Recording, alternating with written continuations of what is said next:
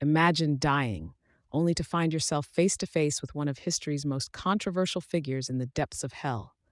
What happens next will shock you. My name is Elbertine, and I live in a small, nondescript town in Ohio. At 57, life had settled into a predictable rhythm of morning coffees, gardening, and evenings spent with my two beloved cats, Fluffy and Whiskers. Each day was much like the last, filled with simple tasks and quiet moments. I found comfort in the ordinary, often reminiscing about my late husband, who had been my partner in crime and my greatest supporter. Every autumn, as the leaves turned to shades of gold and crimson, I felt a mixture of joy and sorrow. It was the time of year we had met, the season of our love story. This particular autumn evening was especially poignant as it marked the anniversary of his passing. I always made his favorite meal, roasted chicken with herbs and garlic mashed potatoes, in his honor. Cooking was my way of keeping his memory alive, of feeling as if he were still with me in some small way. The kitchen was warm and inviting, the aroma of roasting meat filling the air. I hummed softly to myself, recalling the laughter and love we shared. Fluffy curled up on the windowsill, soaking in the last rays of the setting sun, while Whiskers playfully chased the shadows cast by the flickering candles.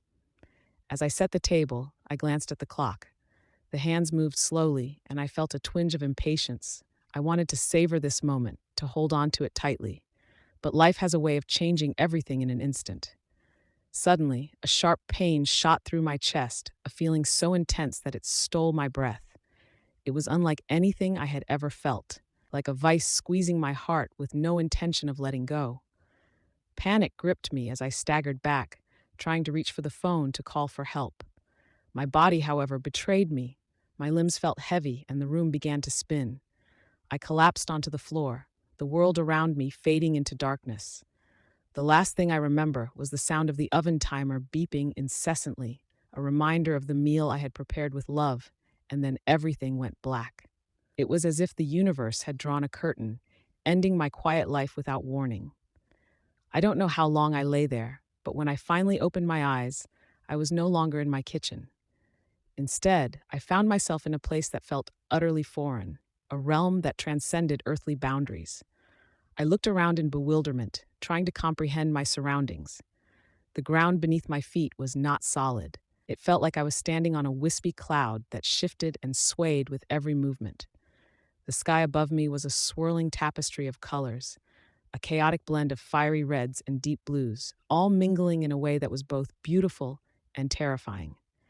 I tried to call out, to understand where I was, but my voice seemed lost in the vastness around me. As I floated through this strange world, I felt an overwhelming sense of dread settle in my chest. Fear gnawed at me, and I instinctively knew that something was not right. I sensed a darkness lurking just beyond my view, an oppressive presence that filled the air with despair. I walked, or rather floated, through this surreal landscape until I came upon a vast, fiery chasm. The heat was intense, an unbearable warmth that radiated from the pit below. I peered into the depths and gasped at the sight I beheld. Flames danced and roared, and amidst the inferno stood a figure that I recognized from countless descriptions and images throughout history, Prophet Muhammad. His form was not as one might expect to see a revered prophet. Here he was engulfed in flames that licked at his body but did not consume him.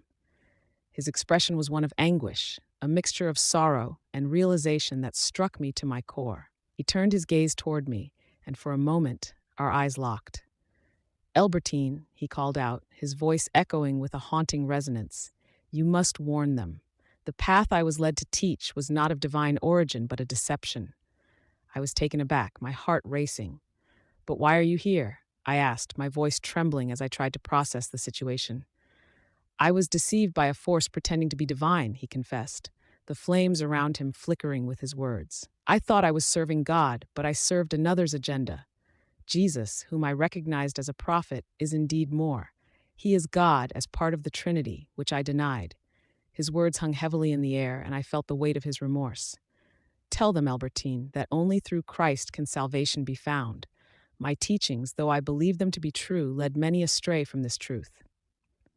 As he spoke, the environment around us began to change. The flames grew less intense, and a path opened up, leading away from the fiery pit. A light, gentle yet powerful, started to envelop me. I felt an urge to move towards it, but I needed to know more. Why did you not see this truth in life? I pressed, desperate to understand. The deception was cunning, wrapped in enough truth to blind me, Muhammad replied. But here, in this place of revelation, all masks are removed.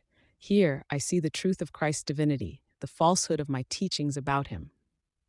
Before I could ask more, a force pulled me towards the light. As I moved, Muhammad's voice faded, but his last words were clear. Remember, and tell them, Jesus is the way, the truth, and the life.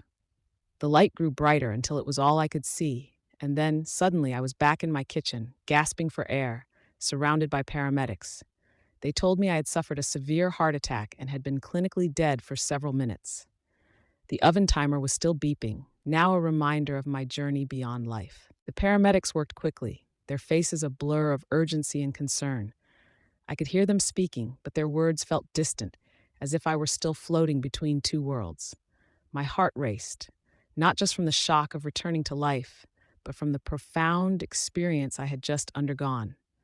I had seen Muhammad, heard his confession, and felt the weight of his regret. Once stabilized, I was rushed to the hospital. The bright lights and sterile environment were disorienting, and I could barely comprehend the flurry of activity around me. Nurses bustled in and out, doctors examined me, and my mind was filled with the echoes of the fiery chasm and Muhammad's haunting words. As I lay on the hospital bed, I couldn't shake the feeling that I had been given a mission. My life, once so ordinary and predictable, had transformed into something extraordinary. I had witnessed a truth that could not remain buried within me. I had to share my experience, to warn others of the dangers that lay in teachings that mislead. Days passed, and I slowly recovered from the heart attack. My body felt weak, but my spirit was aflame with purpose. I began to reflect on my life, my beliefs, and the people I had encountered. I had always considered myself a good Christian, attending church regularly and participating in community events. Yet, I realized that my understanding of faith had been shallow compared to the depth of truth I had just witnessed. One evening, as I sat in my hospital room, I decided to reach out to my pastor, Father Gregory. He was a kind man, deeply devoted to his faith, and I hoped he would help me make sense of what I had experienced. When he arrived, I could see concern etched on his face. He took my hands in his and listened intently as I recounted the events of my near-death experience. I spoke of the fiery chasm, Muhammad's confession, and the overwhelming presence of divine light that I had felt. Father Gregory listened silently, his expression a mix of shock and contemplation. When I finished, he paused, taking a moment to gather his thoughts. Albertine, your experience is profound, and it aligns with the teachings of the Orthodox Church, he said slowly. But it is important to approach this with care. Many may not understand or accept what you have seen. I know, I replied, my voice trembling. But I can't keep this to myself. People need to hear this truth. They need to know that only through Jesus can they find salvation. He nodded, his gaze steady. You have a powerful message, but be prepared for resistance. The world is filled with different beliefs, and not everyone will be open to what you have to say. I took a deep breath, feeling the weight of his words. I understand, but I can't ignore what I experienced. I have to share it, no matter the cost. With Father Gregory's support, I began to share my story. I started with small gatherings at the church, speaking to friends and community members about my journey beyond life. I shared the message of salvation through Christ and the warning I had received from Muhammad. At first, reactions were mixed. Some were intrigued, others skeptical. Some questioned my sanity, while others were moved by the sincerity of my experience. I found comfort in the kindness of those who listened, and I felt a growing sense of purpose. As word spread, I was invited to speak at local churches and community centers. I shared my story of transformation, of the beauty I had felt in the presence of Jesus and the pain of Muhammad's regret. I spoke of the importance of seeking the truth and recognizing the dangers of teachings that deviate from the divine path. With each speaking engagement, my message became clearer. I emphasized the love of Jesus, his grace, and the invitation he extends to everyone. I spoke of how easy it is to be misled by false teachings, and how important it is to stay close to the truth of the gospel. I also began to study scripture more deeply, seeking understanding and wisdom. I immersed myself in the teachings of the Orthodox Church, learning about the Trinity and the nature of God. I found solace in the words of the Bible, which resonated with the truths I had witnessed during my near death experience. The journey was not without challenges. Some people reacted with anger, rejecting my message outright. I faced criticism and ridicule from those who could not accept the implications of my experience. Yet I remained steadfast, knowing that I had a responsibility to share what I had seen. One day, after a particularly difficult encounter with a skeptic, I sat in my garden, feeling disheartened. The sun was setting, casting a warm glow over the vibrant flowers blooming around me. I took a moment to breathe deeply, allowing the beauty of creation to fill my heart. In that moment of quiet reflection, I remembered Muhammad's last words to me: "Remember and tell them." I felt a renewed sense of strength within me. I knew that my experience was not just for me, it was a gift meant to be shared. As the weeks turned into months, I continued to speak, sharing my story with anyone who would listen. I found a community of believers who supported me, and I felt a sense of belonging I had not known before. I realized that I was not alone in my mission. There were others who shared my passion for the truth of Christ. And as I spoke, I saw lives begin to change.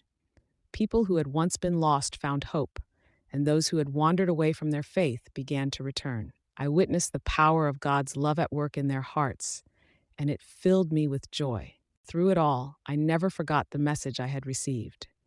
I remained committed to sharing the truth of Jesus Christ and warning against the dangers of teachings that mislead. I knew that my journey was far from over. It was just the beginning of a new chapter in my life. I awoke with a gasp, back in my kitchen, paramedics surrounding me. The sterile smell of antiseptic and the harsh beeping of machines filled the air. They told me I had suffered a severe heart attack and had been clinically dead for several minutes. The oven timer was still beeping, now a reminder of my journey beyond life. Life after that incident was never the same. The mundane routines I once cherished now felt like a pale reflection of the extraordinary truth I had encountered. I shared my experience with anyone who would listen, not as a preacher, but as a witness to a truth I had seen firsthand. My story was met with skepticism, belief, and everything in between, but my purpose was clear. I joined a local Orthodox Christian church, finding solace and community in a place where the teachings aligned with what I now knew to be true. Each Sunday, as I sat in the pews, I felt a profound connection to the divine, a deepening understanding of Jesus Christ and his love for humanity. I became an active member of the church, volunteering in various ministries and participating in outreach programs. I found joy in helping others, sharing the message of hope and salvation that had transformed my life. My journey became a mission, a calling to spread the truth I had witnessed beyond the veil. As the years passed, I continued to speak about my experience, sharing the lessons I had learned. I felt a sense of urgency to reach those who were lost, to guide them toward the love of Jesus. I spoke at conferences, wrote articles for church newsletters, and even started a blog to share my story with a wider audience. Through it all, I encountered countless individuals whose lives had been touched by my words.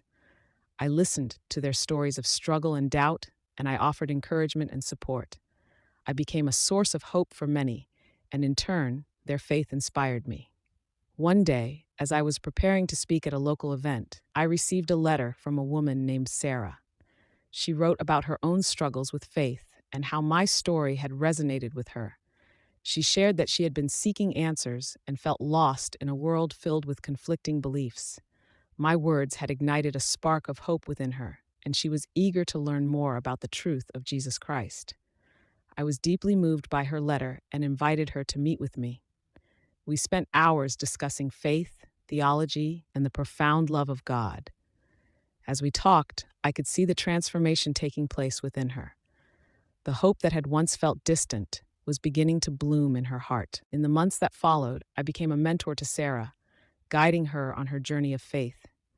Together, we explored scripture, prayed, and engaged in deep conversations about the nature of God and the importance of seeking truth. I watched as she blossomed into a confident believer, eager to share her own story with others. As I continued to live out my mission, I encountered obstacles and challenges along the way. There were moments of doubt, times when I questioned whether my voice truly mattered. But each time, I was reminded of the urgency of my calling, of the souls waiting to hear the message of salvation. And then one day, I received a phone call that would change everything. It was an invitation to speak at a national conference for Christian leaders. My heart raced with excitement and fear as I considered the opportunity. This was a chance to share my experience on a larger scale, to reach people who had the power to influence others. After much prayer and contemplation, I accepted the invitation. The days leading up to the conference were filled with anticipation and preparation. I poured my heart into my speech, weaving together the threads of my journey, the truth I had encountered, and the importance of faith in Jesus Christ. When the day finally arrived, I stood on that stage, looking out at a sea of faces. I took a deep breath, recalling the warmth of the light that had enveloped me, the love of Jesus that had transformed my life. And as I began to speak, I felt a surge of confidence and purpose. I shared my story, the pain of loss, the encounter with Muhammad, and the overwhelming love I had felt in the presence of Christ. I spoke of the urgency to seek the truth and the hope that comes from a relationship with Jesus. As I finished, the audience erupted into applause. I felt a wave of emotion wash over me, tears streaming down my face as I realized the impact of my words. I had shared my journey, and in doing so, I had ignited a fire within the hearts of those who had listened. In the months that followed, I received countless messages from individuals who had been touched by my story. Some shared their own experiences of faith, while others expressed their desire to learn more about Jesus. I felt a profound sense of fulfillment, knowing that I had played a small part in leading others toward the truth. And so, I continued down this path, sharing my testimony and encouraging others to seek the love of Christ. My life, once so ordinary, had transformed into a beautiful tapestry of faith, hope, and purpose. As I reflected on my journey, I realized that my near-death experience had been a gift, a divine encounter that had changed me forever. I understood that my mission was not just to share my story, but to point others toward the ultimate truth, that Jesus is the way, the truth, and the life. And with each heart I touched, I felt a sense of fulfillment that transcended the ordinary, a reminder that even in the depths of despair, the light of Christ shines brightly, guiding us home. If Albertine's journey has touched you, don't forget to like, subscribe, and hit the notification bell for more stories that challenge and enlighten. Share this video to spread her vital message.